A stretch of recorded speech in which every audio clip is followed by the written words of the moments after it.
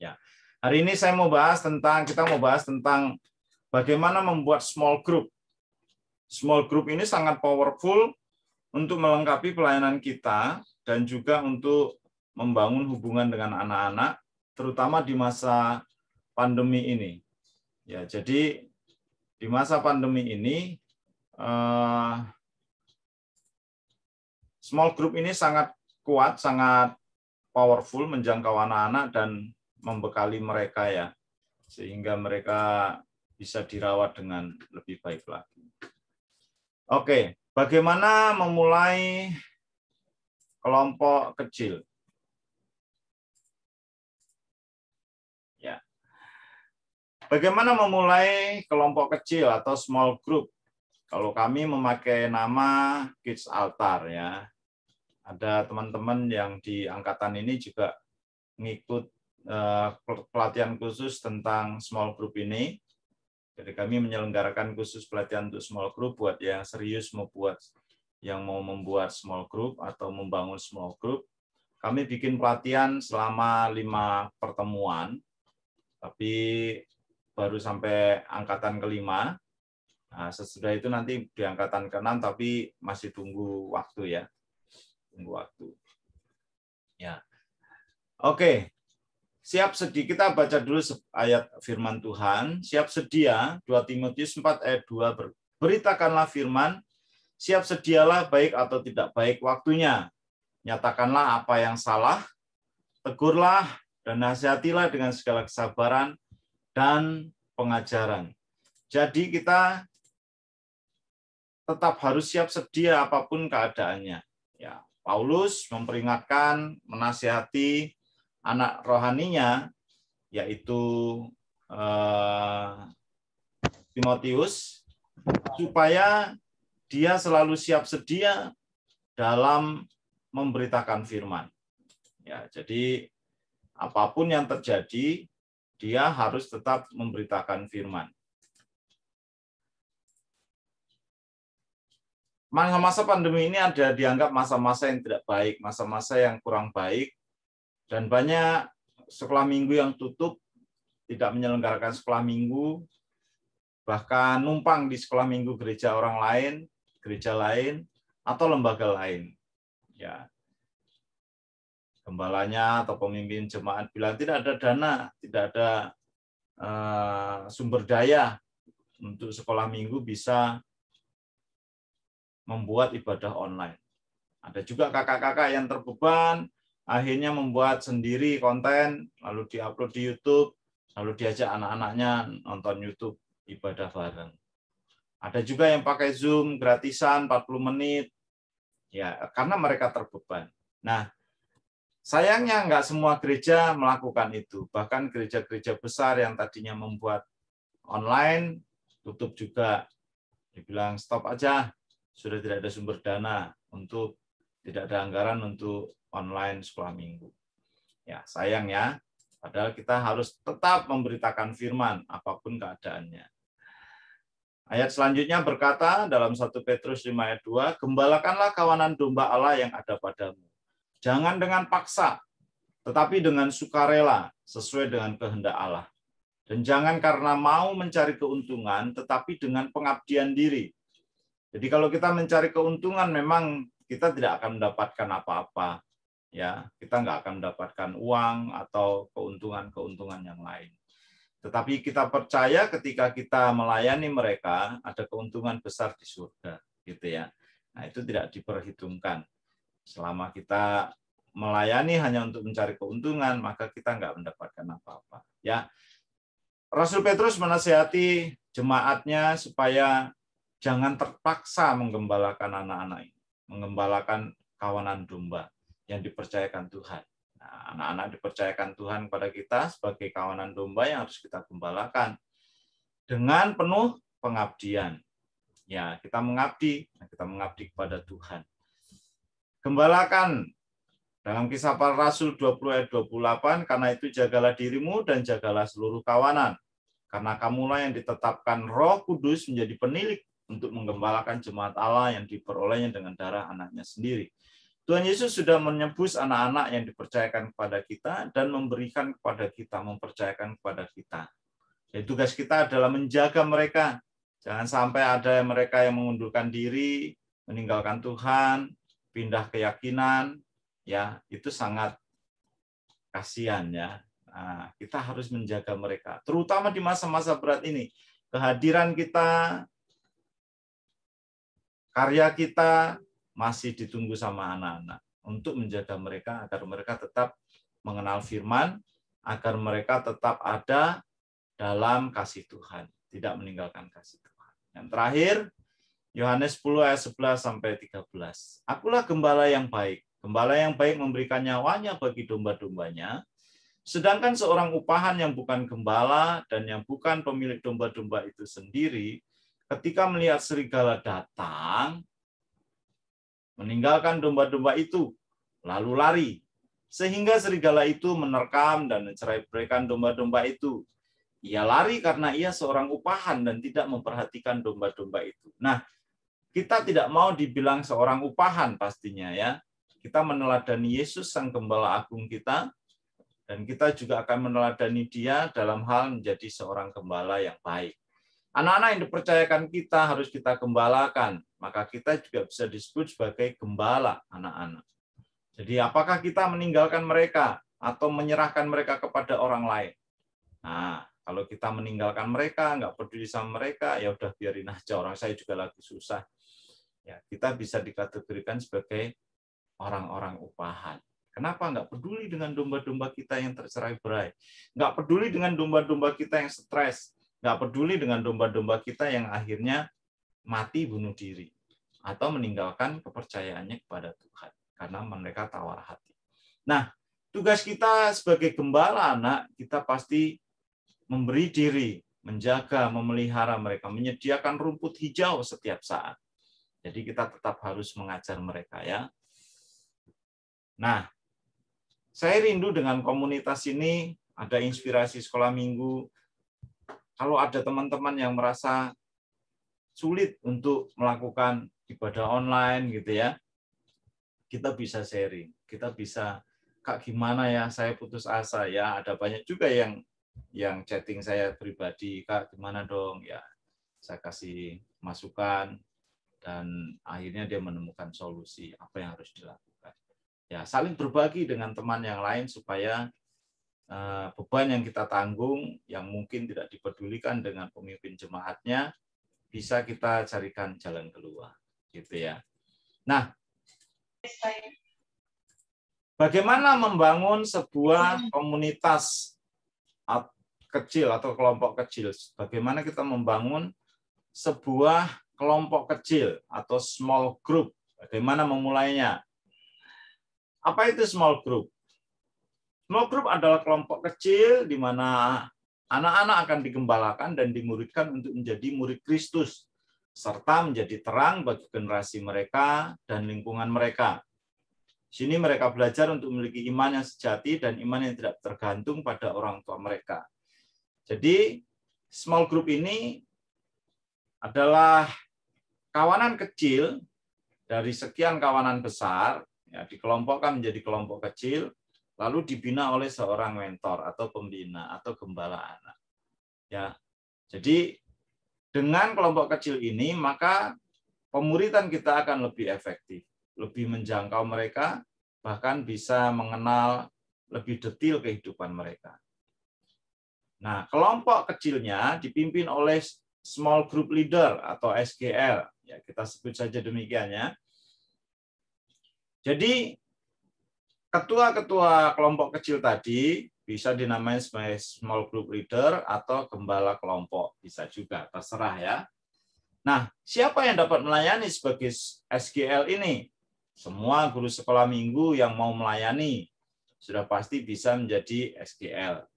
Atau juga jemaat umum, anak-anak youth yang bisa mau terlibat, maka dia juga bisa menjadi small group leader. Apa syaratnya?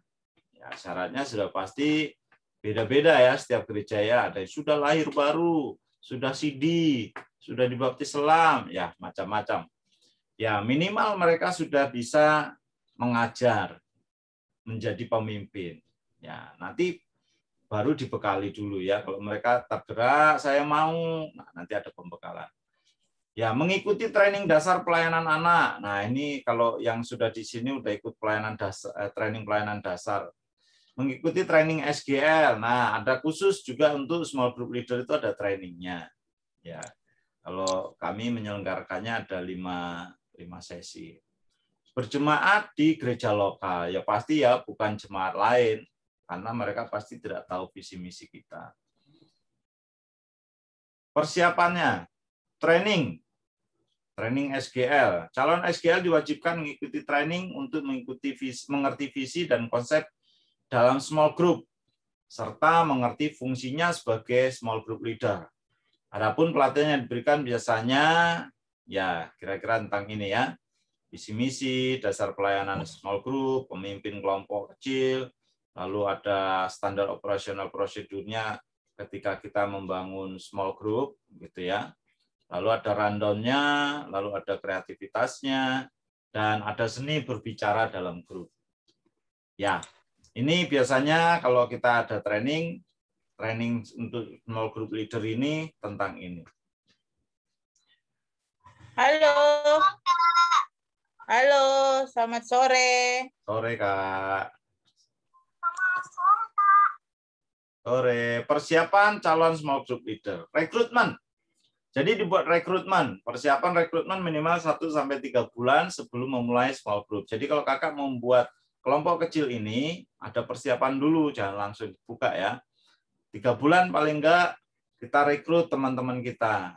Ya, 2-3 orang enggak apa-apa. Kami memulai dengan 6 atau 7 kakak sekolah minggu yang mau ya. Lalu kita bangun dan selanjutnya sekarang sudah ada 32 kelompok. Lumayan ya, lumayan banyak. Satu guru bisa pegang 10, 15, bahkan saya pegang 19 anak. Membagikan visi tentang SGL kepada guru sekolah minggu. Jadi kita bagikan visinya. Kenapa sih mesti membuat ini? Nah, kakak terangkan. Karena kami ingin melayani mereka lebih dekat lagi. Karena kalau di kelompok besar, anak-anak belum tentu mau cerita, mau sharing, mau curhat. Tapi kalau di kelompok kecil, orangnya terbatas, dia bisa bercerita, dia bisa curhat, dia bisa lebih dekat dengan kita dibanding di kelompok besar.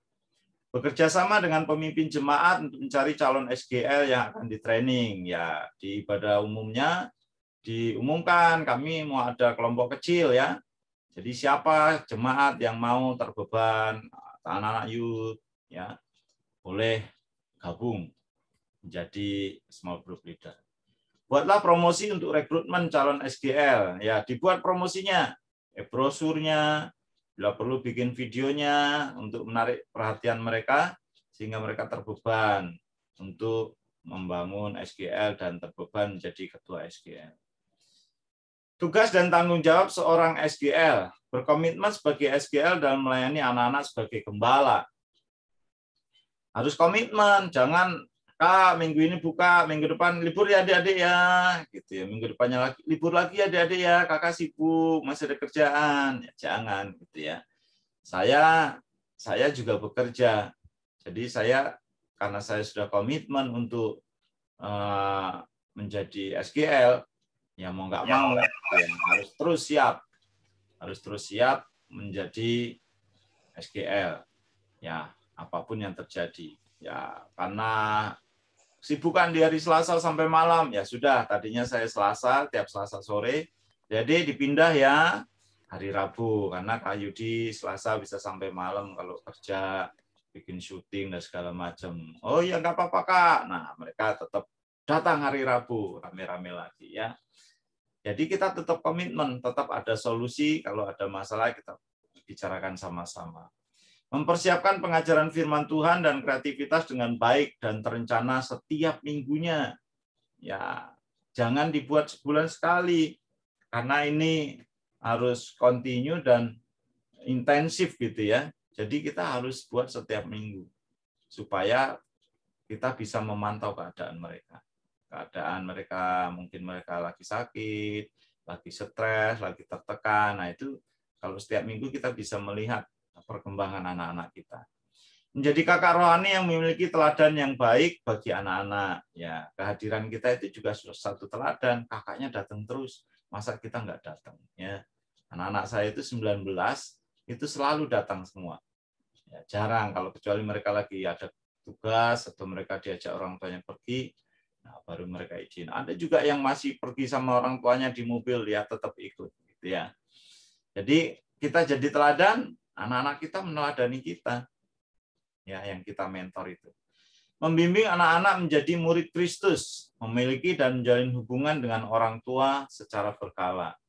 Jadi selain kita membangun hubungan dengan anak-anak, kita membangun hubungan juga dengan orang tua. Nah, dari situ kan kita bisa tahu juga keadaan orang tua, gitu ya. Di kita membuat grup, karena kita small group, pasti kita membuat grup. Nah, sekarang karena berhubungannya bisa lewat WhatsApp, bikin grup WhatsApp gitu ya. Nah, biasanya kalau anaknya masih kecil, siapa yang di grup itu? Ya orang tuanya. Nah, dari situ kita juga bisa membangun relasi dengan orang tua. Nah, persiapan-persiapan apa yang dilakukan ketika kita membuka kelompok kecil ini? Persiapan pembukaan kelompok kecil atau small group. Pre-opening 1 bulan sebelum small group. Tadi 3 bulan sebelumnya kita sudah ngumpulin kakak-kakak ya atau orang tua yang mau jadi small group leader. Nah, sebulan sebelumnya kita persiapkan. Tentukan tanggal permulaan atau pembukaan. Kapan perdana SGL-nya small group-nya. Kapan pembukaan kelompok kecilnya, dimulai kapan? Nah, kalau kami serentak waktu itu bulan Juli tahun lalu ya. Juli tanggal 4 kita mulai ya, nah, serentak itu kita pembukaan di minggu pertama bulan Juli. Ya, lalu mengumpulkan data-data anak-anak sekolah minggu yang ada. Jadi karena kita mau membangun komunitas ini, maka kita perlu anak-anaknya, nomor teleponnya, alamatnya, supaya kita bisa bagi kelompoknya, usianya, ya, supaya bisa ditangani lebih baik, dikelompokkan per usia yang range umurnya tidak terlalu jauh. Umpamanya umur 2 tahun sampai umur 4 tahun atau sampai 6 tahun kalau gurunya nggak banyak ya, bisa dibagi begitu. Lalu nanti yang kelas 1, kelas 2, kelas 3, kelas 4, 5, 6 jadi kelompok-kelompok demikian. Tunggu.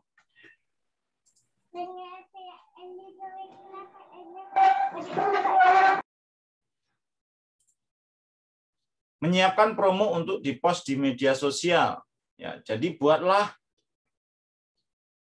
pengumuman, buat promosi, brosur gitu ya. Nah, makanya besok itu di media itu kita belajar bagaimana kita membuat sosial media untuk promosi pelayanan kita, untuk mengupload dokumentasi pelayanan kita. Ya, supaya apa? Supaya gampang kita membuat pengumuman kepada jemaat dan anak-anak kita. Menentukan dan mempelajari platform yang akan digunakan. Ada beberapa ya, ada Google Meet, ada Zoom, ada Facebook Room, dan sebagainya. Membuat e-form untuk rekrutmen guru dan anak-anak. Ya, gunakan Google Form ya. Kalau sekarang masih online, pakai Google Form. Ya, yang biasa kalau kita ngisi absen itu, yang kayak gitu itu Google Form. Nanti kalau yang belum biasa buat, nanti buka Google, lalu dicari Google Form. Nah, buatlah pendaftaran, lalu dikirim melalui grup WhatsApp atau di broadcast, yuk orang tua isi anaknya yang mau ikut small group. Nah, orang tua nanti isi, dikembalikan ke kita tahu data-datanya. Oh, ini kelas 1, ini kelas 2, dikelompok-kelompokkan, baru nanti dibuatlah kelompok kecilnya. Pemimpin small group untuk kemudian akan disebut SGL ya. Dari awal sudah saya sebut tadi small group leader. Ya, terserah ding, tapi nanti di gerejanya kalau mau buat silakan disebut mau gembala kelompok atau pembimbing kelompok, terserah. Persiapan pembukaan small group, menentukan tanggal untuk menerima pendaftaran. Ya, formulirnya sudah dibuat, lalu kita blast. Ya, mulai hari ini pendaftaran dibuka. Silakan orang tua yang mau mendaftarkan anaknya untuk ikut kelompok kecil. Nah, membuka pendaftaran untuk anak-anak, posting link dan e-brosur di IG, Facebook, atau disebarkan melalui WA atau email pada orang tua. Melakukan pelatihan penggunaan Zoom dan Google Meet dengan para calon SGL. Ya, lalu buat training singkat tentang teknisnya, bagaimana memulai dengan Zoom, dengan Google Meet. Kan mungkin ada juga guru-guru yang tidak mengikuti perkembangan teknologi atau gaptek. Nah, kita ajari mereka yang bisa ngajarin. Yuk kita ngumpul ya, kita buat, kita latihan gimana cara menggunakannya sebelum kita membuat small group ini ya. Jangan sampai kakaknya nanti pas hari H bingung, wah gimana tadi nutupnya, gimana bukanya, gimana kalau membuka mikrofonnya. Nah, itu dilatih mereka ya. Menentukan hari review dan mentoring dengan para SGL ya. Karena SGL tiap minggu mungkin perlu ada harus ada pertemuan untuk membahas materinya. Apa yang mau kita bahas di small group berikutnya. Ya, kalau kami kan membahas pelajaran hari Minggu. Pengajaran kita di hari Minggu itu dibahas untuk small group ya. Jadi Minggu umpamanya ngajarin tentang jangan marah, menahan marah.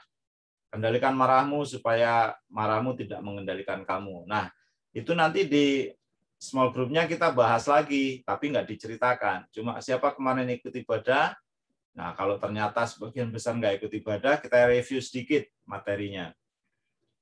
Kita ceritakan sedikit, cerita Alkitabnya, lalu kita bagi penerapannya. Nah, ini penerapannya.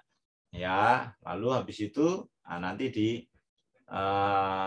rundown ya.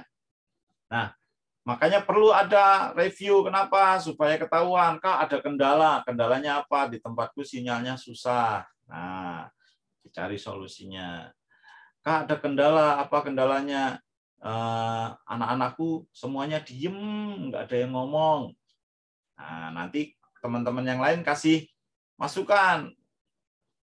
Itu perlunya ada review. Lalu ada mentoring dari pembina-pembina yang senior kepada teman-temannya supaya bisa menghandle anak-anak dengan baik. Nah, ini contoh promonya ya, di Instagram kami namanya WTC Kids. Nah, di promo WTC Kids Altar online. Nah, kami nyebutnya kan Kids Altar. Sebutan untuk small group-nya. Online ya, ini kelas 3 sampai kelas 6 SD. Dibuat, dipromoin mulai Rabu 8 Juli. Oh, 8 Juli bukan 4 Juli ya, 8 Juli. Ya, dimulai. Nah, dibikin promonya, kontaknya siapa supaya mereka bisa menghubungi kita. Dipromoin ya, jangan diem-diem. Nah, pre-opening 2 minggu sebelumnya, membagi-bagi anak sesuai usia kepada kakak SGL. Tadi sebulan sudah dapat datanya, baru dibagi-bagi kelompoknya nih. Oh, si Andi kelas 1 ikut kelompoknya kakak siapa. Si Dance ini kelas 6 ikut kelompoknya kakak ini. Dikelompokkan gitu ya. Lalu menghubungi orang tua anak-anak yang sudah mendaftar. Kenalin diri kita ya, kan udah dibagi-bagi. Umpamanya Kak Yudi dikasih 15 anak. Nah, saya bikin grup, saya izin orang tuanya, saya perkenalkan diri, mama, papa, saya Kak Yudi, nanti yang akan pegang kelompok kecil untuk anak bapak, ibu, nama ini. Nah, kami membuat grup ya supaya komunikasi lebih gampang. Ya, komunikasi dengan baik dengan orang tua. Ya, udah bangun grup. Nah, kita jabrin satu-satu dulu, lalu kita buat grup, dan di grup itu menjadi tempat untuk kita membagi informasi tentang small group kita. Bentuk kelompoknya, ada yang mix, kelas kecil sampai dengan kelas 4. Jumlah ideal 10-15 anak. Gender ya bisa di mix begini, atau bisa juga sesuai dengan jenis kelamin. Ya, laki-laki sendiri, perempuan sendiri, laki-laki pegang guru laki-laki, perempuan dipegang guru perempuan. Kalau nggak ada guru laki-laki, ya udah kakak-kakak yang wanita juga boleh pegang kelompok yang anak laki-laki atau digabung. Ya, ada perempuan dan laki-laki di kelompoknya. Nah, idealnya sih dipisah ya. Kalau saya sih lebih senang yang laki-laki dan perempuan dipisah karena biasanya kalau perempuan akan mudah cerita kalau nggak ada anak laki-laki. Anak laki-laki juga mudah cerita kalau nggak ada anak perempuan, kecuali kakak pembina ya. Nah, waktunya kelas kecil itu cuma 15-20 menit. Nah, jadi kalau pakai Zoom yang gratisan masih bisa. Kelas primary atau kelas tengah itu juga masih bisa. Kelas besar 40 menit dan bisa lebih. Ya. Nah, pada kenyataannya nanti juga ada kakak-kakak yang sampai 2 sesi. Kenapa? Anak-anaknya masih semangat pengen cerita. Wah, tapi Zoom-nya udah habis. Nanti masuk lagi ya, gitu ya. Masuk lagi gitu ya. Sampai ada juga yang akhirnya aku beli aja Kak, pakai Google, pakai Zoom yang sekolah 100.000 3 bulan. Nah, silakan 100.000 76.000 silakan gitu ya.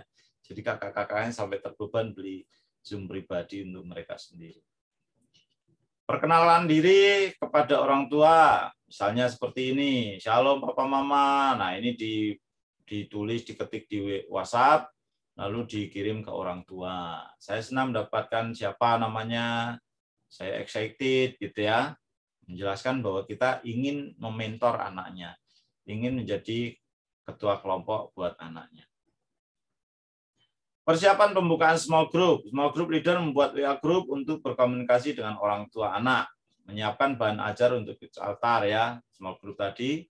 Disarankan untuk kakak-kakak melakukan gladi bersih untuk melatih penggunaan Zoom ya dengan anak-anak. Oke, boleh juga latihan sama anak-anaknya. Besok kita mau kids altar tapi atau mau small group kita latihan dulu ya. Nah, sebentar. Berapa menit gitu ya. Mengingatkan adik-adik kelas untuk mengikuti ibadah online apabila ada pertanyaan dapat didiskusikan pada saat kelas berlangsung ya. Jadi mengingatkan juga kepada adik-adiknya supaya mengikuti ibadah online-nya. Ya, jangan lupa itu diingetin pada mereka gitu ya. Randonya 20% memberikan firman, 80% mendengarkan. Ya, dengan sharing, bisa dengan games. Nah, membangun relasi ya, membangun relasi intinya. Lebih banyak membangun relasi. Bahas firmannya nggak terlalu banyak. Kenapa? Karena minggu sudah dapat firman. Nah, di sini kita memperkatakan firman. Bukan mendengarkan firman, itu memperkatakan firman ya. Lalu bisa sharing dengan firman itu, apa yang didapat, apa yang kamu pelajari, bagaimana perasaanmu ketika mendengar firman itu. Ya, lalu kurikulumnya, kalau kakak-kakak pakai kurikulum di gerejanya, ya materinya dari situ. Lalu maintaining-nya membangun hubungan bahkan setelah kids altar berakhir ya, terus di maintain apa anak-anaknya nih, terus membangun hubungan ya. Jadi nanti kalau ada anak-anak yang sakit, kita bisa tahu kenapa? Karena kelompoknya cuma kecil kok, yang kita urus cuma anak-anak segitu. Ya, Kak, Mama kena COVID. Papa kena COVID, doain ya Kak. Nah, jadi dari situ kita ketahuan. Kak, saya kena COVID sekeluarga, bantu doa. Nah, itu biasanya kalau di kelompok kecil begitu, bisa saling berbagi info. Ya, kadang-kadang juga ngobrol dan tanya jawab hal-hal yang seputar kehidupan seharian. Nah, ini suasana ketika sedang small group seperti ini. Ya, anak-anak saya ini kebetulan, ya begitulah. Ada yang pendiam, ada yang rame. Awalnya semuanya diam, tidak ada yang ngomong. Ya, saya tanya satu-satu, ajari mereka belajar mengungkapkan isi hatinya. Sekarang semuanya cerewet, semuanya mau ngomong gitu ya. Bahkan acaranya sudah selesai, sudah pada keluar, ada satu anak yang masih bertahan, dibilang, Kak, aku mau ngobrol. Oh, silahkan. Ya, jadi kita selalu siap sedia. Ya. Lalu di luar itu ada juga guru-guru yang sampai diundang ke rumahnya. Ada yang diundang ngajak sepedaan bareng, ada juga nangkep lele bareng, lalu kakaknya pulang-pulang dibawain lele gitu ya.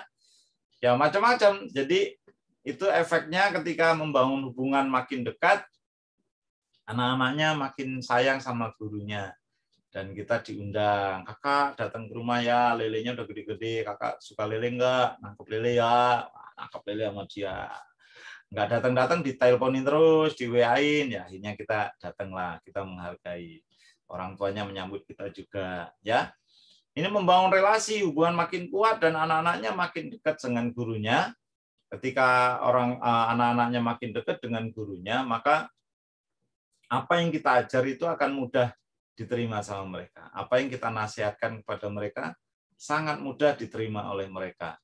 Ya, sehingga mereka bisa bertumbuh lebih baik lagi dalam pengenalan akan Tuhan.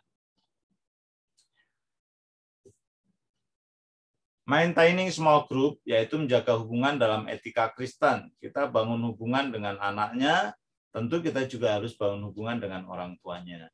Ya, kita infokan, kita komunikasikan kalau ada masalah, tapi tanpa membuka rahasia yang sudah mereka ceritakan. Umpamanya, Kak, gini, papa mamaku begini. Ya, nanti kita komunikasikan dengan orang tuanya tanpa menceritakan detil gitu ya. Nah, kita bangun gimana ya supaya anak ini begini mama, papa, gimana di rumah.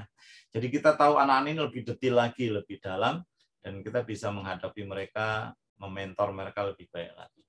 Review dan mentoring, review dan tandem ya.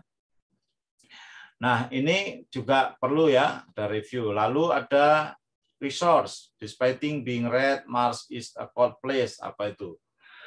Ya, kita bikin resource-nya. Lalu absensi, gunakan absensi untuk memantau dan hadiah atau reward. Lalu ada visitasi, ada kunjungan, ada leadership, ada komit dan kompeten leaders-nya. Ya, jadi pemimpin-pemimpinnya ini itu komit ya.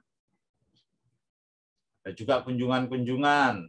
Nah, kami pas Natal, karena masih suasana pandemi, anak-anaknya nggak bisa ngerayain Natal, kita Natal online, tapi anak-anaknya kan namanya anak-anak pengen hadiah. Ya, jadi yang kids altar, yang rajin kids altar kita absen, lalu kita kasih hadiah. Hadiahnya yaitu visitasi kakaknya ke rumahnya sambil bawa goodie bag. Wah, mereka senang sekali ya. Walaupun kita cuma di gerbang, kita sapa mereka. Ada juga yang orang tuanya mengizinkan kita masuk, minta anaknya didoain, kita doain gitu ya. Ada juga yang anaknya senang kakaknya datang, diajak ngobrol sebentar gitu ya. Ya, 16 anak waktu Natal kemarin yang saya pegang itu saya datengin satu-satu rumahnya. Ya, kebetulan masih bisa dijangkau. Nah, saya datengin sampai ada yang lumayan jauh, saya datengin sama istri saya. Kaget mereka, wah kakak jauh-jauh kenapa nggak diposin aja? Saya pengen lihat anaknya, saya pengen ketemu, saya pengen lihat keadaan rumah, ya. Dari situ kita ketahuan mereka, tahu mereka lebih dekat lagi. Nah, itu bagaimana kita membangun kelompok kecil tadi. Nah, setelah kita mempunyai kelompok kecil ini, maka mesti dirawat dengan baiknya. Nah, Kak, apa isinya ketika kita kelompok kecil itu? Nah, biasanya rundown-nya seperti ini. Ya, pasti kita adakan persiapan ya, karena persiapan adalah bukti dari iman. Lalu dipersiapkan dengan serius, bukan hanya sambilan, bukan iseng-isengan, tapi serius, karena kita ini sedang mau membekali mereka. Ya, perlu saya kasih tahu bahwa saya pernah ikut komunitas misi gitu ya, dan saya mendapatkan materi-materi tentang misi, data-data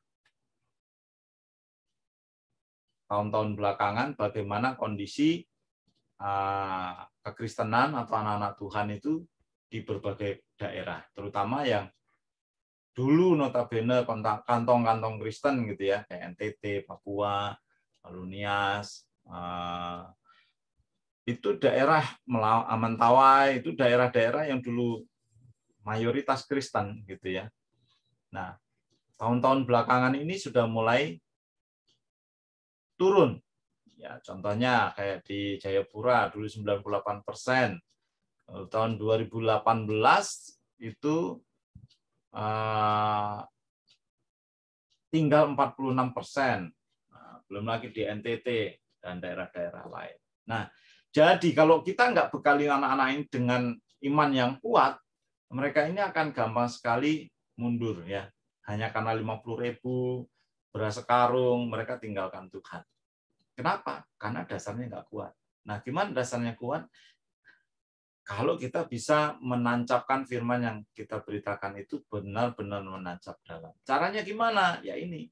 Dengan kelompok-kelompok kecil ini, firman itu menancap dalam. Karena nggak cuma didengar anak-anak, tapi ketika kita di kelompok kecil ini, kita bisa memperkatakannya. Anak-anak belajar memperkatakannya.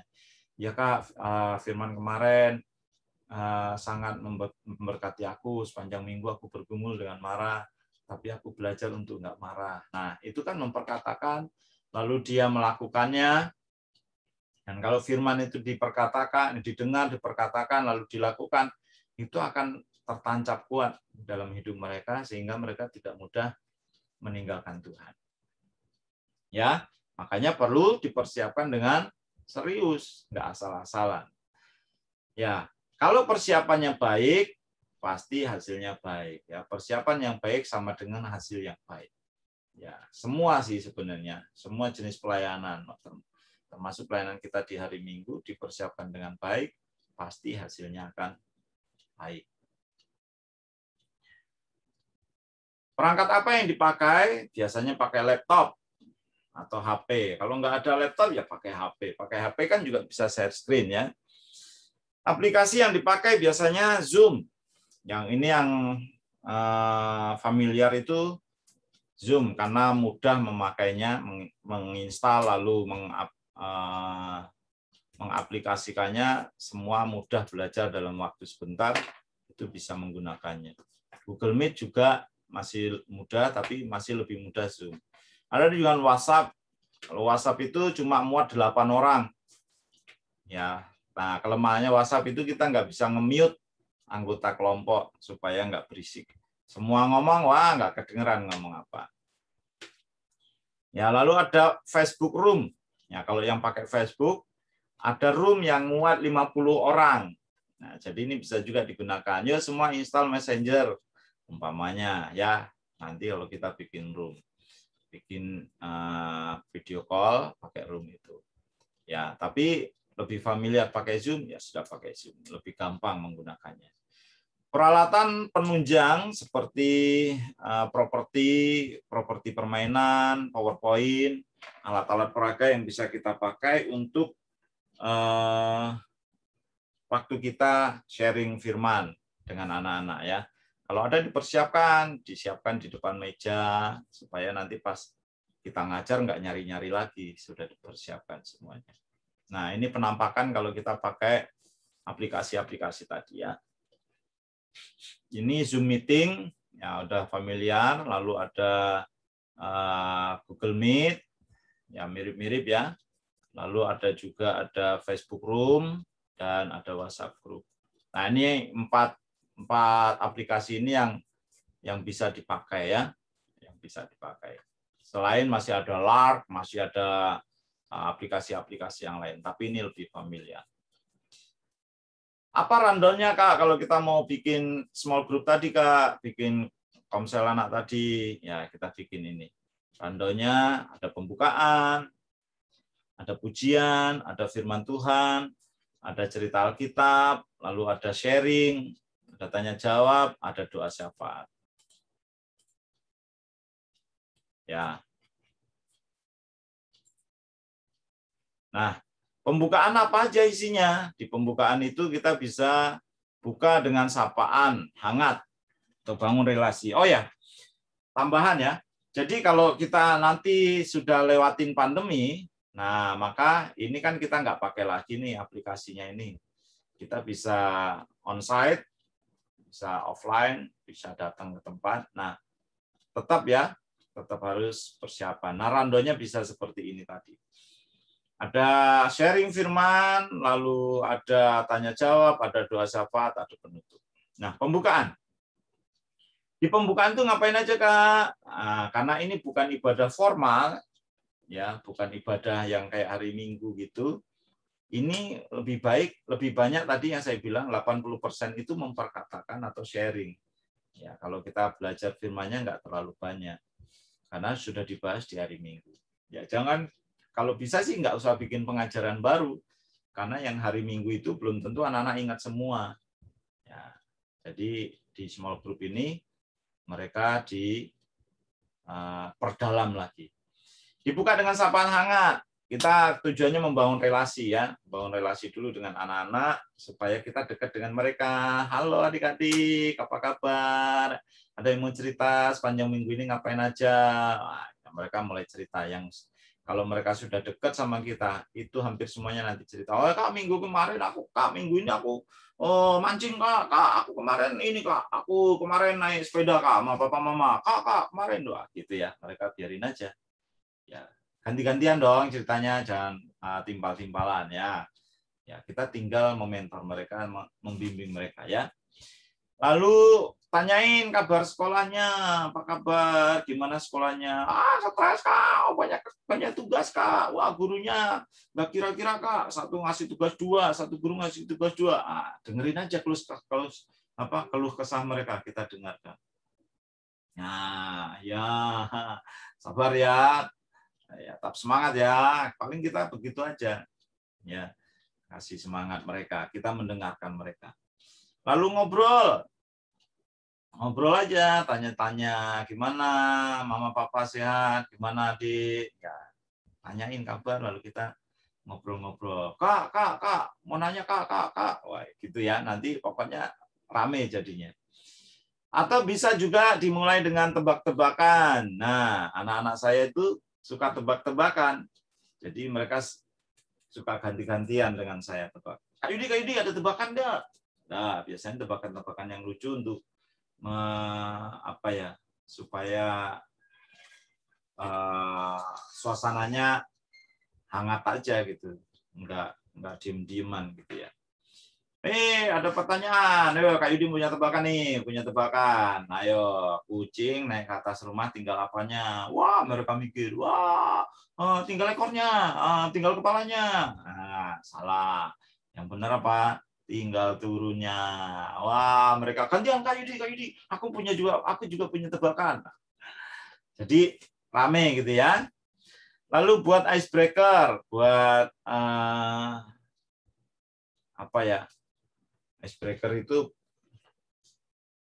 pemecah kebekuan ya. Kalau udah hangat, udah rame ya nggak usah pakai icebreaker, nggak apa-apa. Tapi kalau buat permainan singkat juga nggak apa-apa. Ya lalu buat permainan, anak-anak suka bermain, buatlah permainan. Nah akan enak lagi kalau sudah onsite, kita bisa main apa aja. Ya kalau dulu pernah ngadain Sabtu ceria, Rabu ceria, Kamis ceria, pasti sudah tahu ya. Jadi mereka diajak main dulu, semangat gitu ya. Karena ini kan bukan ibadah formal. Nah, kalau di online saya biasanya pakai yang mudah dimainkan ya. Kemarin kita sudah mainkan yang seperti ini, Bible Mat gitu ya. Ayo kalian cari ayatnya, nanti kalian cari kata-katanya, lalu temukan bendanya. Siap ya?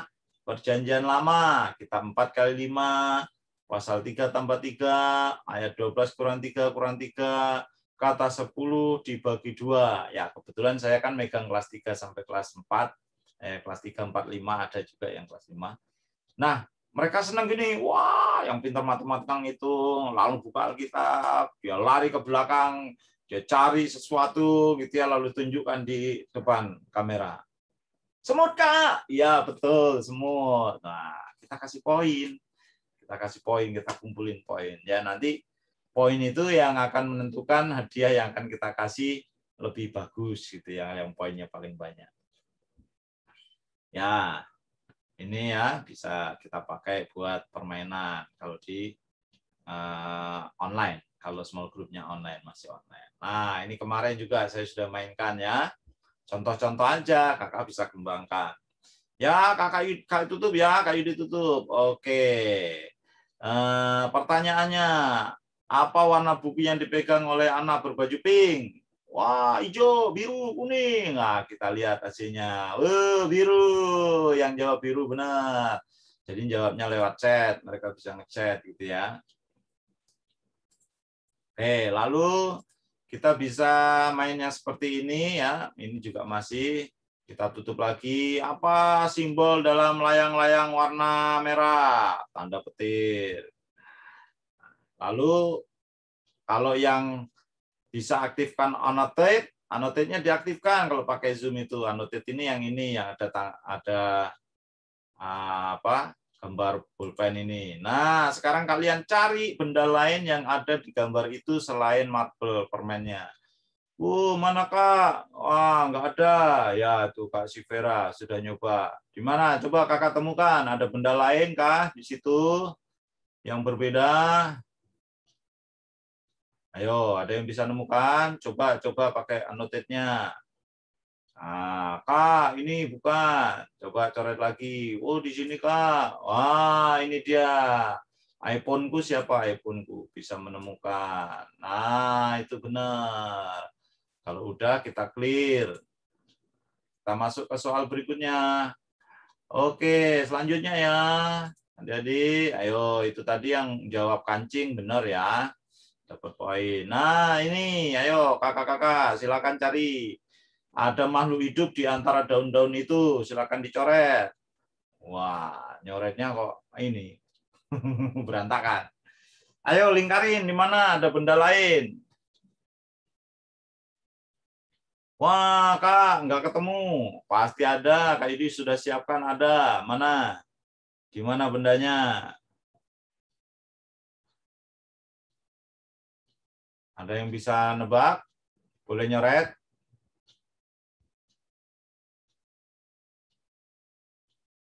Wah, Kak, aku nggak bisa, Kak, pakai annotate yang mana, Kak? Gitu ya.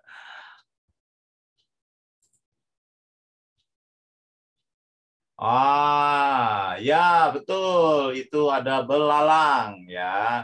Kita lihat apakah benar jawabannya. Betul, itu ada belalang, ya. Kita clear lagi. Ya, tugas kita begitu. Kita clear supaya bisa mulai lagi. Nah, bisa juga permainan yang seperti ini, mencari perbedaan. Coba cari perbedaan di dua gambar ini. Manakah perbedaannya? Temukan paling tidak 5 perbedaan. 1. Mana lagi? Apa itu? Baju, betul. Apalagi? Oh, kaktus. oh ya, awan. Apalagi? Awan. Apalagi? Ada rumput yang nggak ada di situ. Ya, ada rumput. Ya, yang sebelah kiri juga ada rumput. Begitu ya. Wah, anak-anak seneng loh main seperti ini. Kita lihat lagi ya. Nah, ini ada perbedaan. Ya, kakak, gambar-gambar perbedaan gini banyak di Google ya. Kakak bisa cari. Kalau nggak ada di Google, cari di Pinterest. Itu banyak. Kakak bisa tinggal pakai. Nah, ini yang saya biasa lakukan ketika di small group ya. Nah, coba nih kakak-kakak cari kata-kata ini. Kita hapus dulu ya. Saya hapus dulu supaya ketahuan. Cari kata-kata ini, anak-anak saya menemukan ini dalam waktu 10 menit semua ketemu nih. Orange, wow, cow, witar, lauk, loa. Coba cari ini di dalam gambar ini, kata-kata ini. Siapa, Kak? Mana? Dilingkarin, jangan dicoret. Itu kau, ya betul kau. Yang lain, kau udah ketemu. Kau udah ketemu ya. Apalagi? Loa di meja, Kak. Di meja Loa. Loa di Nyoret meja. nih. Belum bisa nyoret-nyoret saya. Oh, belum bisa nyoret-nyoret. Nih, Loa. Ya. Di meja. Loa udah ketemu. Ayo. Mana lagi?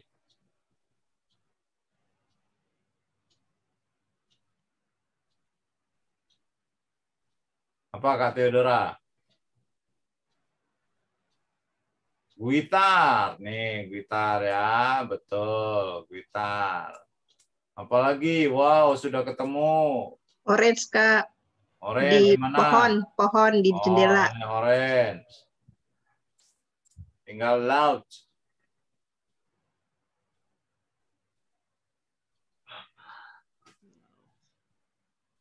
Wah, gampang-gampang susah ya, Kak. Nah, kalau sudah nggak ada yang nemuin, kita lihat kunci jawabannya. Kunci jawabannya ada di sini. Oh, ya. Ada di situ jawabannya.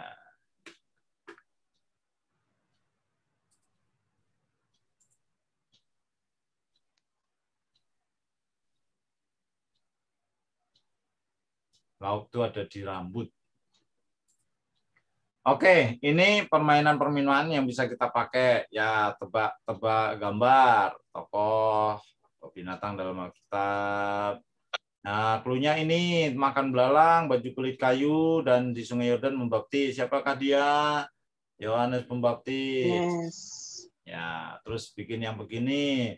Clue-nya seperti ini, lalu ada satu huruf A, kuburnya dipinjam untuk mengubur Tuhan Yesus sudah disalibkan. Nah, mereka jawab semua itu. Ya, S.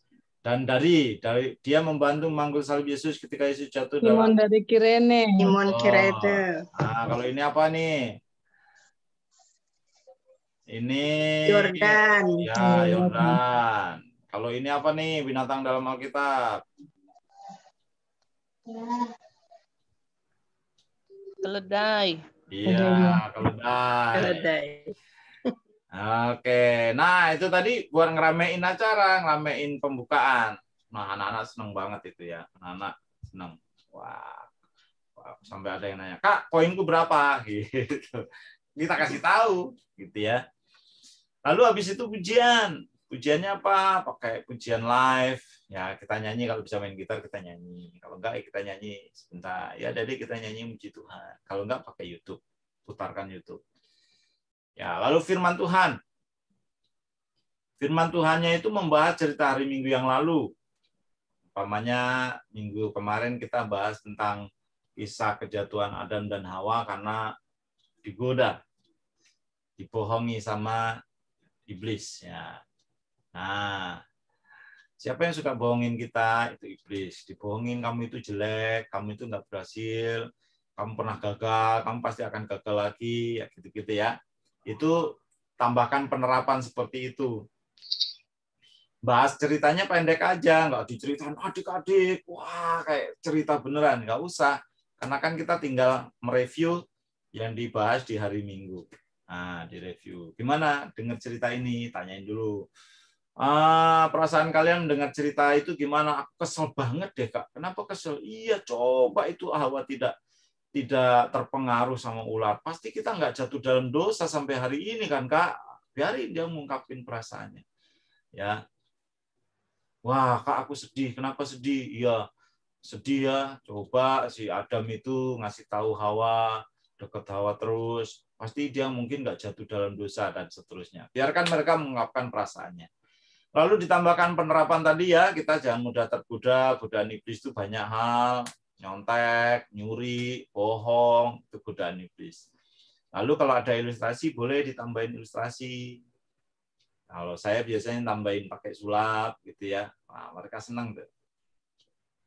Nah, tujuannya firman yang telah disampaikan bisa anak-anak terapkan dalam hidup mereka sehari-hari. Jadi cerita atau firman yang disampaikan di hari Minggu itu bisa mereka terapkan. Oh, itu toh penggunaannya, penerapannya dalam hidup saya sehari-hari. Oh iya.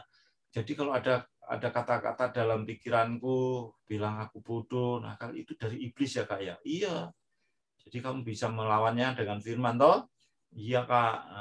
Jadi kalau umpamanya aku mengambil duit mama, terus dalam hatiku ada jangan diambil, yang satu lagi ngambil. Nah, yang bisikan itu dari iblis ya Kak. Iya. Nah, gitu-gitu. Biarkan mereka mengungkapkan perasaannya dan isi hatinya, pendapatnya. Nah, kita kasih masukan buat mereka. Habis itu kita sharing. Nah, siapa yang pernah tergoda? Dari cerita yang minggu kemarin kan tentang Hawa digoda, dibohongi. Siapa yang pernah tergoda? Pernah merasa tergoda? Apa yang tidak kamu ngerti dari firman Tuhan? Kak, aku nggak ngerti deh, Kak. Gitu ya. Kok ular bisa ngomong? Gitu ya. Kak, aku nggak ngerti deh, Kak.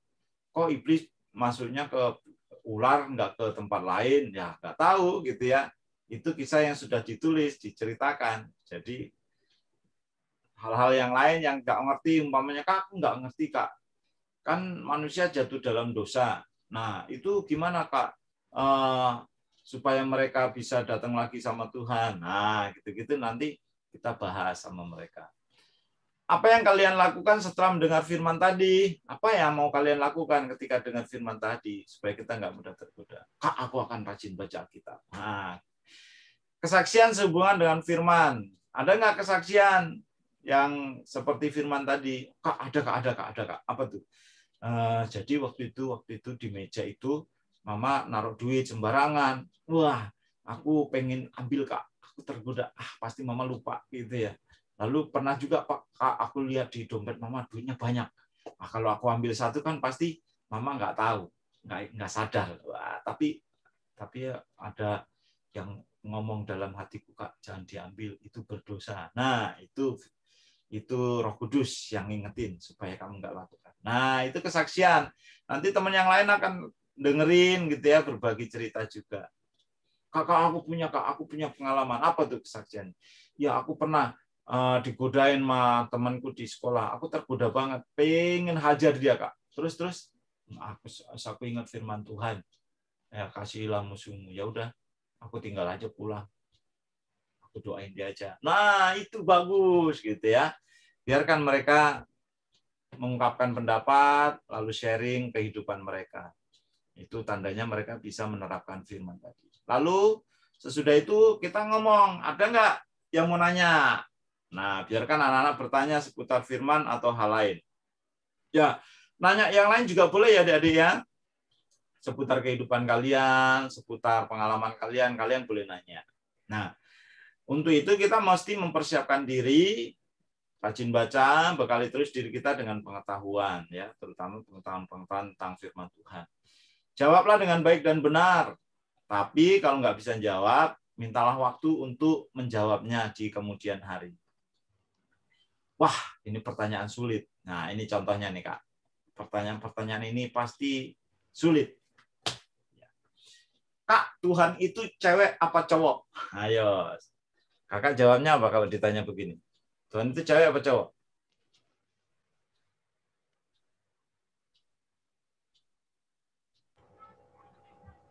Tidak berwujud, Kak. Hah? Tidak berwujud. Tapi kalau Tuhan Yesus laki-laki. Terus? Bapak surgawi, Bapak. Terus? Ya, Tuhan itu roh, adik-adik ya. Tuhan itu roh, tidak berjenis kelamin. Tetapi di firman Tuhan, dia selalu dipakai dengan kata-kata maskulin atau kata-kata tentang yang berjenis kelamin laki-laki, gitu ya. Karena Tuhan itu roh, tidak berjenis kelamin, gitu ya. Jadi kita jawabnya jangan salah. Penggunaan istilah laki-laki dan perempuan itu di Alkitab ya bahasa Ibraninya. Jadi kalau bahasa Ibrani dan Yunani itu membedakan kalau pakai kata ini berarti dia maskulin, dia laki-laki. Kalau pakai kata ini berarti dia feminim, dia perempuan. Gitu. Nah, tapi karena wujudnya roh, maka dia tidak berjenis kelamin ya. Lalu Tuhan makan enggak sih Kak? Tuhan makan enggak Kak? Makan. Makan ya? Makan. Karena Tuhan itu makan. Ya. Ya, bisa makan, bisa enggak juga gitu. Karena dia roh juga gitu. Tapi ketika Tuhan menjadi manusia dia makan. Tapi kalau kita sesudah dia roh, gimana? Apakah dia masih bisa makan? Masih. Buktinya ketika Yesus bangkit, dia dengan murid-muridnya di tepi danau, dia ngajak murid-muridnya makan. Nah, itu ya. Lalu siapa yang menciptakan Tuhan? Ini pertanyaan ini saya alamin sendiri di anak-anak saya. Coba bayangin anak kelas 3, 4, 5 nanyanya sudah berat-berat begini. Ya. Lalu kenapa Tuhan Yesus nggak menikah? Sampai ke sana ya pikiran mereka itu ya. Sampai ke sana. Kenapa Tuhan Yesus nggak menikah? Mungkin itu nggak ada di pertanyaan kita waktu kita kecil ya. Pertanyaan-pertanyaan ini. Tapi anak-anak milenial ini, generasi Z ini, generasi Alpha ini, pertanyaannya berat-berat seperti ini. Karena mereka kritis gitu ya. Di surga nanti ada games nggak, Kak? Waduh. Kalau nggak ada games gimana? Kamu nggak mau ke surga? Aku bilang gitu ya. Kenapa orang dulu bisa bertemu dan berbicara dengan Tuhan, tapi sekarang kita nggak bisa? Kucing kalau mati masuk surga nggak, Kak? Nah, Kakak kalau ditanya gitu gimana? Kucing masuk surga nggak? Karena kebetulan dia punya kucing, kucingnya mati. Gitu ya. Terus dia ngomong sama kucingnya, nanti kita ketemu di surga ya. Gitu. Jadi kucing masuk surga nggak?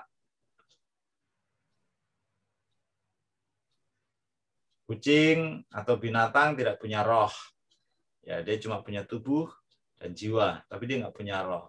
Nah, karena surga tempatnya roh, maka dia nggak ke surga, nggak ke neraka juga, gitu ya. Jadi kemana dia? Ya hilang, udah begitu saja, gitu ya. Kucing masuk Batrano, Kak. Nah itu betul. Nah, masuk Batrano betul itu. Mama papa sering ke kuburan nenek, terus ngomong sama nenek. Memangnya nenek masih bisa dengar ya, Kak? Kan sudah lama mati.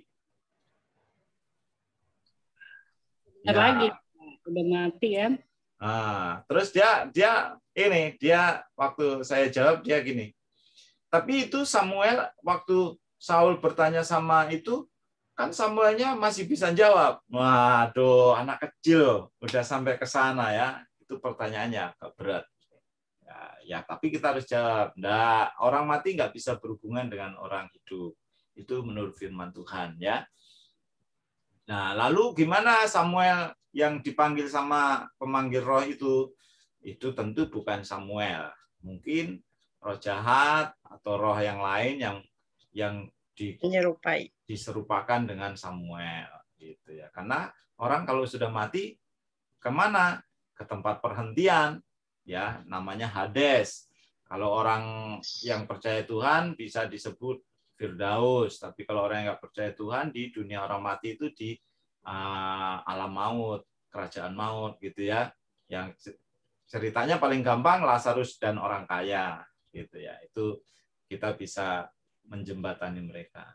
Jadi ketika orang kaya bilang, "Wah, kasih tahu dong saudara-saudaraku supaya dia nggak masuk ke tempat seperti ini." Abraham kan bilang nggak bisa begitu ya, jadi nggak bisa berhubungan lagi.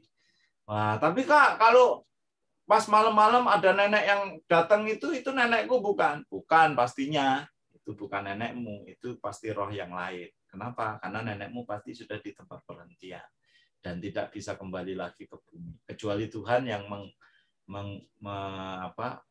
menyatakannya harus kembali lagi. Nah, itu beda ya.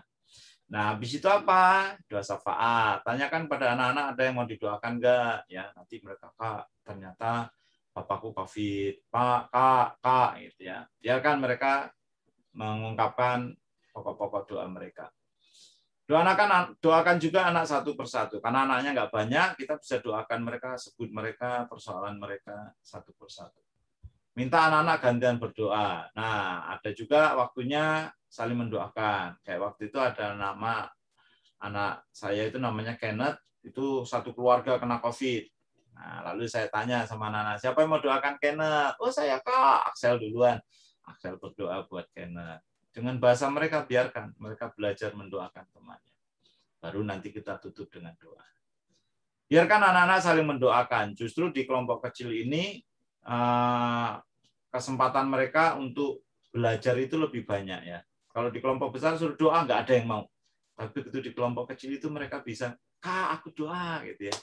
Siapa yang mau doa pembukaan? Saya Kak. Gitu ya. Saya Kak. Doa firman siapa? Saya Kak. Gitu. Jadi mereka belajar berdoa. Yang nggak pernah doa sekali-sekali ditunjuk. Ayo, umpamanya Jose ini udah lama nih kakak nggak dengar. Jose berdoa ya. Dia berdoa juga. Ya, jadi itu waktunya kita melatih mereka. Karena anaknya cuma sedikit, kita bisa latih mereka. Langsung menerapkan. Terakhir, Pak penutup. Ingatkan, minggu besok ada ibadah. Lalu ingatkan untuk tetap ikut komunitas kecil ya, small group-nya, atau kids altarnya.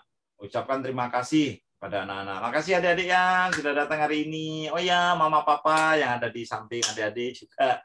Terima kasih sudah mengizinkan anak-anaknya ikut komunitas kecil kita. Gitu ya. Bilang terima kasih sama orang tua, karena pasti terutama yang masih kecil, orang tuanya ada di situ. Lalu say goodbye. Kalau kita online, biarkan semua anak keluar baru di close. Zoom-nya di close, Google Meet-nya di close. Kenapa? Ya, jadi begini. Kita ini yang punya rumah, kita yang buka, lalu jangan kita keluar duluan sebelum anak-anak keluar. Kecuali waktunya habis, keputus sendiri, ya itu beda cerita. Nah, biasanya saya tungguin tuh anak-anak sampai keluar semua. Karena biasanya terakhir-terakhir 1-2 anak masih mau ngajak ngobrol. Ya, kalau di tempat saya ada namanya Kenneth itu, setiap temannya udah selesai, Kak Yudi, aku mau ngobrol boleh? Boleh. Jadi saya gunakan itu untuk membangun relasi dengan dia. Ya, sampai mamanya itu seneng banget ya. Kak, terima kasih ya Kak udah bimbing Kenneth. Dulu tuh Kenneth nggak pernah mau ngobrol Kak. Aduh, tapi sekarang cerewet Kak. Dia mau ngobrol. Ya, jadi ada perubahan yang bisa dirasakan orang tua langsung dengan anaknya. Kak, terima kasih ya udah bimbing anak saya. Dulu Axel nggak mau doa, sekarang ini rajin banget dia doa. Kalau udah waktunya mau kids altar itu, dia selalu ingetin saya, Mama, jangan lupa nanti bangunin aku ya. Dia tidur siang, bangunin aku mau ikut kids altar. Jadi anak-anaknya semangat. Menunggu hari kids altar itu mereka semangat ya. Jadi kadang-kadang mereka sudah datang duluan. Saya kan pulang kerja jam 5, jam 6 acaranya, kadang-kadang telat karena macet. Anak-anak udah rame di Zoom room itu ya, udah rame. Nungguin, wah Kak Yudi lama banget datang. Ya, sorry macet. Nah, gitu-gitu ya. Jadi mereka semangat. Mereka bisa berbagi, mereka bisa bercerita, mereka bisa mengembangkan kemampuan mereka untuk bercerita, berbicara, ya. Oke, hari ini kita bahas ini aja tentang small group ini. Nah, apakah kakak-kakak akan membangunnya nanti? Silakan ya. Nah, oke. Ada yang mau sharing atau nanya-nanya? Silakan.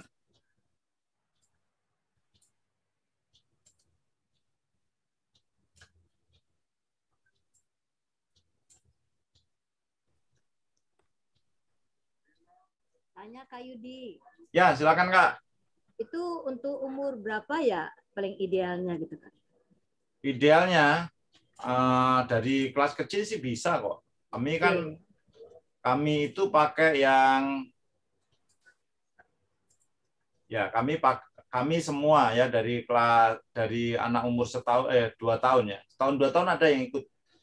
Jadi dibikin di kelompok balita, itu mereka ikut. Ada berapa kelompok yang kelas kecil itu? 1, 2, 3, 4, 5.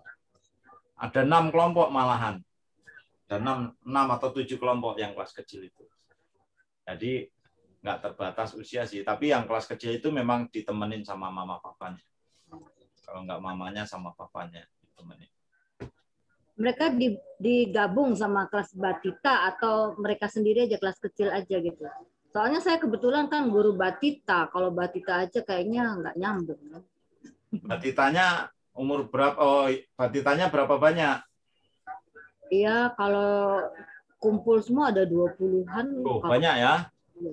Ya itu bisa dipecah 2 kelompok itu Kak. Oh, ya kalau Kalau banyak jangan dicampur sama balita, balita sendiri, balita sendiri. Sendiri ya. Ya, karena nanti kan bahasnya nggak banyak-banyak, pendek aja kan. Ya, lebih banyak nanti ngobrol, ngajarin mereka nyanyi, yuk main, gitu ya. Oke deh. Ya, makasih Kak Yudi. Ya Kak Nina. Ada lagi? Halo, Kak Yudi. Ya, Kak Ruth silakan. Tidak terbatas dengan waktu dong, Kak.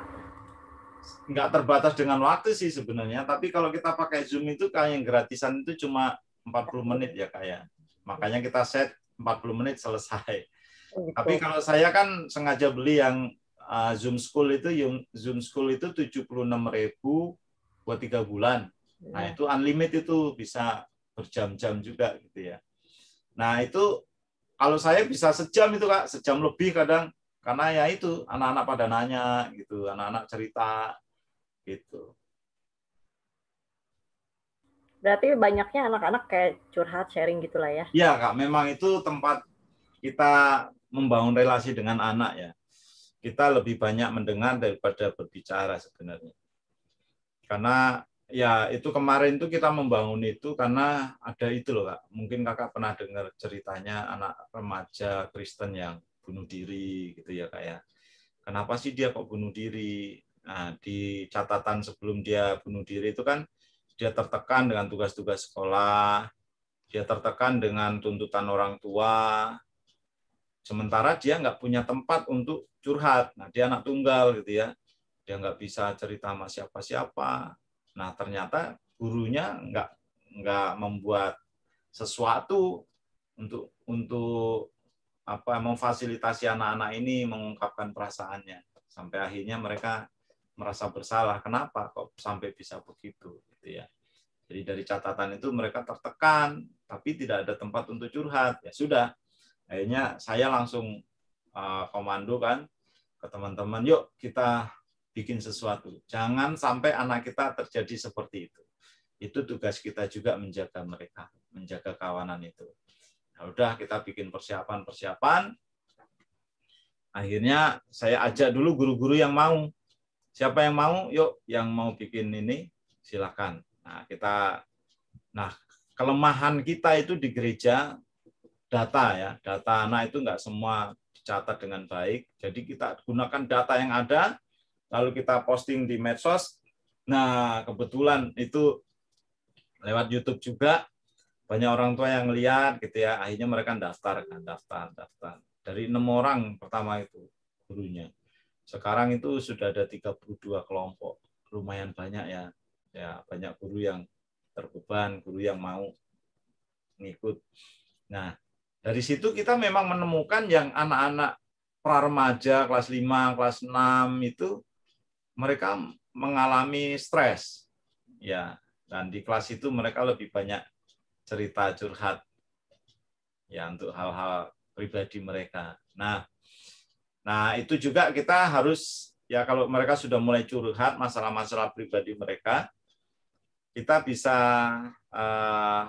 istilahnya ngerem.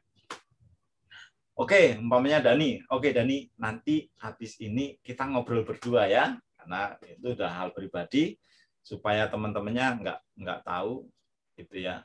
Kalau udah menjurus hal-hal yang sangat pribadi gitu, nanti kita ngobrol berdua ya. Gitu. Supaya apa? Supaya nggak terjadi gosip gitu ya. Nah, dari situ kita bisa memberi solusi kepada mereka. Gimana sih? Ya, ada anak yang setiap hari dimarahin dan anak ini stres. Dia sampai ngomong gini, Kak, kalau mama udah marah itu, aku tuh merasa terancam. Aku merasa kayak mau dibunuh gitu ya. Mama tuh kalau udah marah serem banget, aku sampai merasa mau dibunuh gitu. Itu hanya perasaanmu, aku bilang gitu kan. Ya kita ngobrol akhirnya, cerita-cerita, karena saya kenal mamanya, nggak mungkin begitu mamanya kan, itu hanya pendapat dia pribadi. Tapi kita juga nggak bisa mengabaikan kalau anak ini stres. Ya, jadi kan kita bisa ngasih masukan ke orang tuanya, gitu ya. Kalau sudah menyangkut tentang hidup, ya kita perlu komunikasi ke orang tuanya. kita bisa ngobrol baik-baik. Oke, tante atau mama, bolehkah saya ngobrol bentar? Gimana sih kalau di rumah? Wah, ya udah bikin ini, wah, kan kita mesti dengerin dari dua sisi ya. Wah, itu susah diatur, bla bla bla bla bla. Oh gitu. Nah kita besok ngomong lagi ke anaknya, kenapa mama marah? Gini gini gini gini. Oh, enggak juga lah gitu ya. Nanti kita cari titik temunya sampai akhirnya mereka bisa rekonsiliasi. Ya. Jadi dari situ kita bisa menemukan masalah-masalah yang selama ini tidak kita tahu ketika ibadah onsite ya. Waktu kita ibadah di gereja dulu kan kita 5 kali ibadah. Itu anak-anak selesai ibadah itu pulang-pulang aja. Jadi nggak pernah itu anak-anak itu pulang ngobrol dulu sama kita, nggak pernah. Tapi ketika kita bikin small group ini, wah kita menemukan banyak persoalan anak-anak yang kita bisa carikan solusi buat mereka. Ya, ada juga anak-anak yang curhat, Kak, bantu doa ya. Kenapa? Papaku di PHK, mamaku juga, kami nggak punya penghasilan. Lalu kami pindah rumah yang lebih kecil karena rumahnya dijual. Wah, itu kita juga bisa punya empati. Lalu saya bilang, oke, nanti kita doain ya papa mama. Lalu kita hubungi gereja, pihak gereja, adakah bantuan buat mereka yang lagi kesulitan. Itu-gitu, kita bisa tampil memberi solusi mereka, memberi support sama mereka. Salam Kak Yudi. Bisa minta absennya? Oh ya, absen ada Kak, silakan dibagi lagi. Oke, everyone ya. Ada lagi pertanyaan?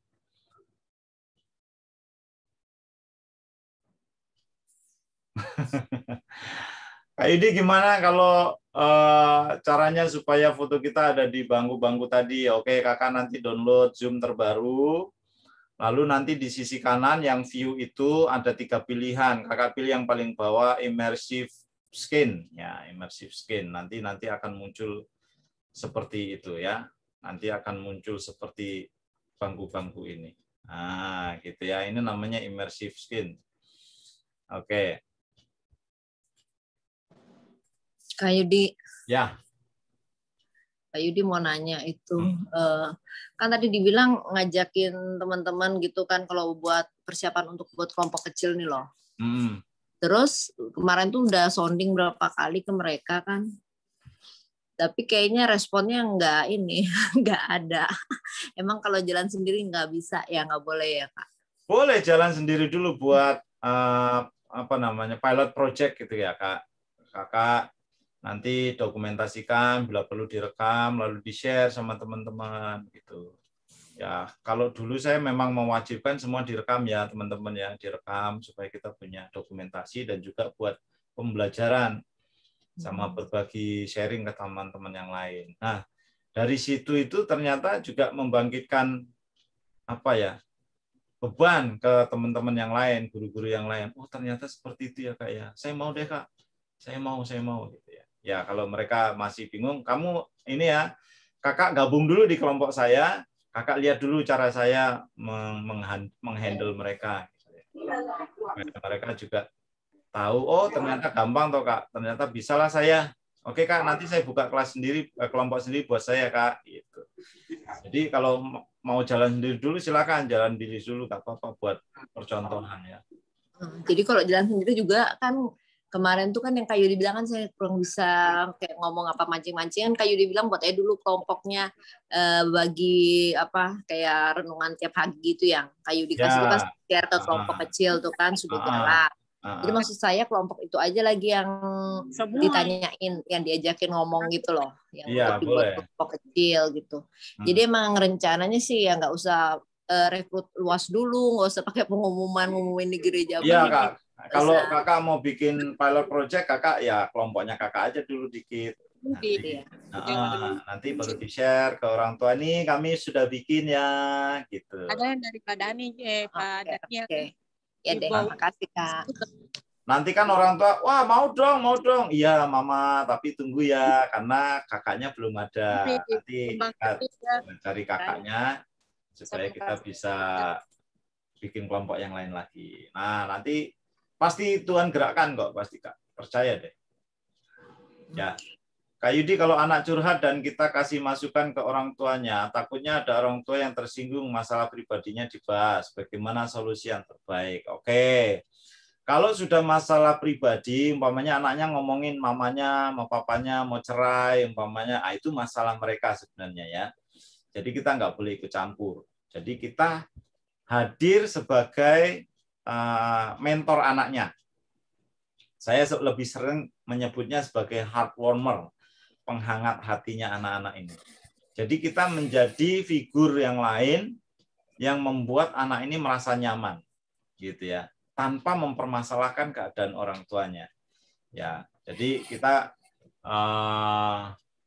kalau ngasih masukan ke orang tuanya ya bukan hal yang seperti itu. Umpamanya anaknya curhat, Kak, papaku tuh tiap hari mabuk begini. Lalu kita ngomong, Bapak, memang Bapak tiap hari mabuk ya? Yang ngamuk bapaknya ya. Ya ngamuk lah. Ya itu kalau yang soal seperti itu jangan. Maksudnya yang gini, kasih masukan ke orang tua itu yang berhubungan dengan anaknya. Umpamanya anaknya ini sulit berkomunikasi gitu ya, atau sulit, Kak aku tuh sulit loh Kak kalau matematika itu aku selalu dapat nilai 0, aku selalu dapat nilai jelek, gimana dong nggak? Nah yang seperti itu yang berhubungan dengan anak, kita bisa komunikasikan ya sama gimana, kita nggak langsung anaknya mama itu cerita loh kemarin si Deo itu ini ya nilainya jeblok terus ya Mama. Ya nggak begitu, kita udah buka rahasia anak, kita nanyanya baik-baik, Mama gimana ya Deo kalau di sekolah prestasinya gimana, dia pelajaran apa sih yang paling bagus. Nah, nanti mau wah iya dia itu kalau matematika jeblok gini-gini. Oh gitu ya, itu kita tahu dari mamanya kan. Kita nggak ngomong, oh anaknya kemarin ngomong begini. Jangan, itu kalau kita buka rahasia, nanti anaknya tahu, dia nggak mau cerita lagi sama kita. Karena dia merasa, kakak ini ember. Gitu ya. Masa kayak gitu diceritain sama mama. Kita nanya dengan seni bertanya yang seperti itu tadi. Muter dulu kalau orang Jawa itu. Muter sebelum sampai ke pokok permasalahan. Tahu dari orang tuanya, oh mungkin mah Deo itu ini ya, gimana pelajaran bahasa atau pelajaran menghafal yang, wah kalau menghafal dia pinter. Oh berarti dia memang anaknya kuatnya menghafal ya, bukan matematik. Nah kan dari situ kita bisa tahu, bisa ngasih masukan ke mamanya, bisa ngasih masukan juga ke anaknya. Berarti nanti kamu jangan ngambil jurusan IPA kalau kamu masuk ke SMA, kamu ngambil IPS gitu. Karena kamu tuh kuat menghafal, bukan kuat menghitung. Gitu ya Kak, ya, gitu ya. Itu maksudnya seperti itu. Kalau yang masalah-masalah super pribadi ya jangan diperbincangkan. Kak, bagaimana mengajarkan anak untuk bisa berdoa? Karena adik-adik di tempat saya giliran disuruh doa pada diam saja. Terus kalau ditunjuk doa kadang ada yang tidak mau. Oke. Gimana? Ya awalnya kita ajari. Yuk kita doa sama-sama. Ikuti kakak berdoa. Nah. Oke. Sekarang si A. Coba kamu berdoa persis seperti yang kakak tadi. Ya mungkin mereka memang nggak bisa berdoa. Mungkin di rumah juga nggak pernah diajak berdoa. Nggak pernah disuruh berdoa. Gitu ya. Atau memang tidak punya kebiasaan berdoa di rumah. Jadi mereka merasa nggak bisa berdoa. Nah, atau ajarkan juga doa Bapa Kami. Ajarin ya. Oke, yuk kita mau akhiri. Nanti kita doa Bapa Kami bareng-bareng. Nah, minggu besok latihan ya. Si A, kamu doa Bapa Kami. Si B, doa Bapa Kami. Atau doa menurut bahasamu. Gitu. Mesti diajarin, lalu suruh praktek mereka. Tapi kita kasih contoh dulu ya. Kita ajak doa sama-sama. Kak Yudi, untuk small group itu berapa orang maksimal diseragamkan umur kelas ya Kak? Oke. Berapa tadi sudah saya sebutkan ya, 10 sampai 15. Jadi itu maksimal ya kalau udah 15. Jangan sampai banyak-banyak juga, nanti nggak ke handle kakaknya. Terus pas lagi pertemuan juga kalau banyak itu kita nggak bisa dengerin mereka satu-satu. Karena waktunya pasti akan panjang kalau anaknya banyak. Ya, kalau bisa 10, kalau gurunya banyak ya satu guru cuma pegang 10. Tapi karena gurunya terbatas, kayak kami masih terbatas, satu guru bisa pegang 15, 19, ada yang 20. Ya, itu sebenarnya udah nggak ideal. Ideal itu 10, 15 itu udah maksimal 15. Karena kan kalau sekali pertemuan 40 menit aja, nanyain pendapat satu anak 2 menit aja, 10 anak udah 20 menit. Gitu ya. Ya, 50% aja anak yang ngomong, nah, itu udah menyita waktu lumayan banyak. Ya, makanya idealnya 10-15, jangan banyak-banyak juga. Apakah diseragamkan umurnya? Ya tadi yang saya bilang itu ya, range umurnya jangan terlalu banyak, jangan terlalu jauh. Umpamanya anak balita dicampur sama kelas 5, kelas 6 itu kan terlalu jauh. Kalau balita dicampur kelas 1 SD masih bisa lah, karena umurnya nggak terpaut jauh. Tapi kalau yang kelas 2 sama balita udah terlalu jauh. Kelas 2, kelas 3, kelas 4 boleh. Kelas 5, kelas 6 sendiri boleh. Gitu ya. Karena menanganinya nanti pasti akan berbeda. Kalau kelas masih kecil, kita kan pakai bahasanya sederhana, penerapannya sederhana, gitu ya. Kalau yang soal yang kelas besar, masalah jangan marah kan banyak hal. Tapi kalau yang kelas kecil, apa sih marah? Biasanya marah sama mama. Kenapa? Mamanya lama ngambilin makan, mamanya apa? Nggak memenuhi keinginannya, paling begitu bahasanya berbeda.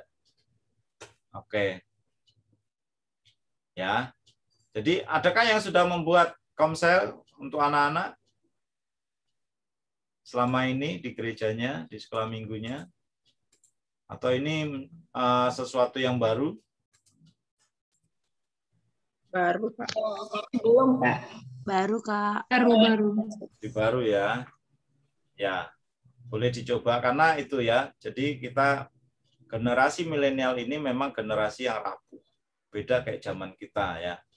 Zaman kita itu kita digebukin orang tua, kita tuh kayaknya kuat biasa aja gitu ya. Anak sekarang itu orang tuanya keras dikit, kasar dikit gitu kayaknya udah putus asa gitu ya. Kayak udah menderita banget gitu. Nah, terus karena mereka itu melihatnya medsos, dan di medsos itu banyak sekali berita tentang bunuh diri gitu ya. Artis terkenal idola mereka bunuh diri, kok kayaknya bunuh diri itu jalan keluar ya. Nah, akhirnya mereka bisa memilih itu sebagai jalan keluar mereka. Nah, itu yang kita hindari ya. Kayak yang di awal-awal yang saya tayangkan video itu, jangan sampai kita ini kehilangan generasi. Kehilangan generasi, anak-anak ini nggak dimentori, nggak dididik, nggak dilatih, mereka mudah meninggalkan iman mereka. Ya, kalau saya membaca resume misiologi itu di Indonesia ini mengalami kemunduran yang begitu besar. Ada satu sinode gereja kemarin teman saya ngomong, Kak, sinode gereja saya ini dulu jumlahnya 6 juta jemaat seluruh Indonesia. Tapi 2 tahun terakhir ini tinggal 3,5 juta. Wah, yang 3,5 juta, yang separuhnya pada kemana itu? Ya ada yang pindah gereja, ada yang pindah agama. Wah, sayang sekali ya. Ya, itu gereja lumayan tua gereja. Saya nggak sebut namanya ya. Dan itu di banyak daerah saya pernah menemukan gereja ini, gerejanya gede-gede. Sayang ya. Nah, jangan sampai itu terjadi sama gereja kita. Ya, mari kita berdaya upaya bagaimana supaya kita bisa menjaga kawanan domba kita ini supaya tetap terjaga. Ya. Kalau di tetangga sebelah kita ini, mereka tuh giat sekali memuridkan anak-anak mereka, bahkan memuridkan anak-anak agama lain supaya ngikut mereka. Wah, kita kalah loh semangatnya mereka itu. Ya, jangan sampai kita justru di garda terdepan ini, guru-guru sekolah minggu membekali anak-anak supaya mereka kuat imannya. Ya, ada pembina-pembina remaja dari gereja yang lumayan tua juga ngeluh, Kak, gimana ya Kak, anak-anak remaja saya ini yang mulai menginjak pemuda ini banyak yang pindah agama, Kak, karena pacarnya. Gimana ya Kak membekali mereka? Ya harus dari sekolah minggu dibekali supaya imannya kuat. Ya, supaya mereka kuat dan mereka meyakini bahwa yang mereka ikuti ini, iman yang mereka ikuti ini adalah iman yang benar, Tuhan yang benar, sampai mereka yakin begitu. Karena ada juga yang nggak yakin apakah benar Tuhan itu, apa Yesus itu Tuhan. Ya, kenapa? Di sekolah pun mereka mendengar bahwa Yesus bukan Tuhan. Apalagi kalau yang sekolah-sekolah negeri kan, Yesus bukan Tuhan, Yesus nggak disalib, yang disalib itu orang lain. Wah, lalu dia mulai buka Alkitabnya. Oh, di Alkitabnya yang disalib Yesus. Kok menurut mereka bukan. Yang benar yang mana? Nah, karena pengaruh berita yang mereka dengar setiap hari itu, ya akhirnya mereka terpengaruh. Ya, sampai ada satu anak pra-remaja kami itu juga ada yang begitu karena di sekolah negeri kan. Dia bertanya, "Mah, benar nggak sih Yesus itu Tuhan?" Nah, mamanya nanya, "Mas Kayudi, tolong dong jawab anak saya. Kasih tahu anak saya." Kenapa? Dia itu mulai meragukan kekristenan, mulai meragukan Tuhan Yesus. Nah, ya sudah, nanti saya ketemu sama anaknya. Nah, ternyata dia dapat pengaruh dari teman-teman sebayanya yang SMP itu. Nah, itu yang kita hadir juga harus menjawab mereka ya, kayak tadi ya. Tuhan itu kenapa nggak menikah? Tuhan itu kakak harus jawab. Kalau saya jawab, kenapa Tuhan Yesus nggak menikah? Karena Tuhan Yesus datang ke dunia diutus untuk menebus dosa kita, bukan untuk menikah. Gitu ya. Jadi kalau Tuhan menikah, Tuhan lupa untuk menebus dosa kita, wah kita nggak jadi selamat dong. Ya, yang sederhana dengan bahasa mereka. Oke, itu saja. Nanti kalau ada pertanyaan anak-anaknya boleh japri saya ya, karena saya lagi ngumpulin pertanyaan anak-anak ini untuk dibahas di satu segmen sendiri, nanti membahas pertanyaan anak-anak, anak bertanya, Alkitab menjawab. Saya ingin bikin seperti itu supaya pertanyaan anak-anak ini tentang kekristenan itu bisa terjawab dengan bahasa anak-anak ya, dengan bahasa yang mudah dimengerti mereka. Kan biasanya teolog-teolog itu jawabnya dengan bahasa teologis, wah, sulit dimengerti. Tapi kita mau jawab mereka dengan yang sederhana, ya nggak terlalu panjang tapi mudah dimengerti. Saya sudah ngumpulin lumayan banyak sih, tapi saya masih menunggu supaya makin banyak pertanyaan, supaya satu sesi itu bisa menjawab 5-6 pertanyaan gitu. Sekalian menjawabnya. Ya, kemarin juga ada yang nanya, "Kak, surga itu beneran ada enggak?" Ah, jangan-jangan itu cuma cerita gitu kan. Ya enggak dong, firman Tuhan berkata surga itu memang ada untuk kita. Ya, baca Wahyu, lalu ceritanya tentang Lazarus dan orang miskin, Lazarus dan orang kaya itu menunjukkan bahwa memang ada dunia sesudah orang mati. Gitu. Kita bisa menjawab, oh, gitu ya kayak. Oh, soalnya temanku juga bilang gitu Kak, surga itu nggak ada, neraka itu nggak ada. Ya, kita harus jawab. Ya, oke deh. Selamat memikirkan ini dan saya berdoa kakak-kakak terbeban untuk memulai kelompok kecil di sekolah minggunya. Oke? Oke, Kak. Ya, kalau nggak ada pertanyaan, saya close ya. Kita tutup dalam doa. Nanti saya minta Kak Nova Endah Marsiwi berdoa.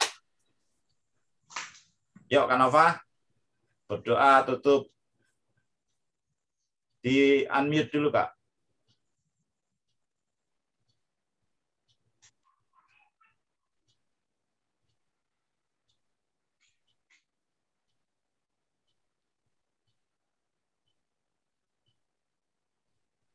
Mic-nya di unmute dulu Kak, supaya bisa kedengeran.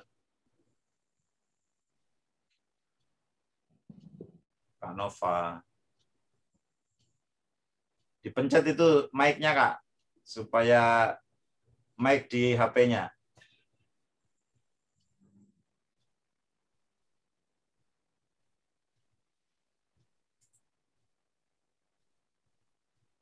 Loh, mana?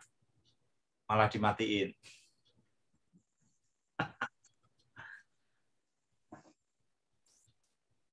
Kanova, oke deh. Yuk kita tutup aja. Tuhan Yesus, terima kasih untuk malam hari ini. Kami sudah bahas sama-sama tentang small group.